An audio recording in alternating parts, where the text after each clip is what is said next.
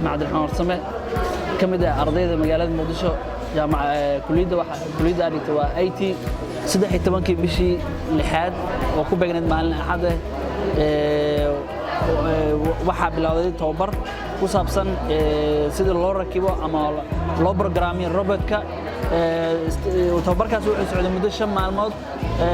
waxaan ka fahmnay waxyaabo badan oo ku saabsan robotka sida hadii ay ahaayeen qolfoftooda oo kala duwan oo halkan ku jiro aad ku rakib lahayd kadibna aad ka shaqaysiin lahayd robot qaab badan loo sameeyay laakiin qaabka oo shay maxaa lahaa qof walba design ama markaas design-ka dadka ee shay maxaa lahaa ardayda practical lagu siinaayo anaga waxa sameeynay marka mid oo gaari ah oo shay maxaa lahaa soconayo oo haduu leeyahay sensorka dareemaha oo darbi haduu ka hor imaado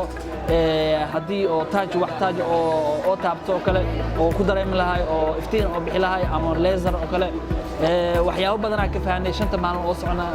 soconay barnaamijkan waxaan aad ugu mahad celinayaa Somali STEM Society oo kaalin aad iyo aad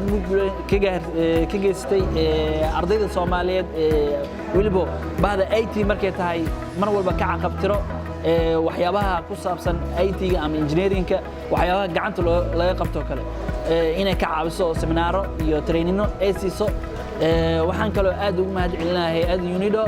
oo ayadana facilitate gareysay ama sponsor gareysay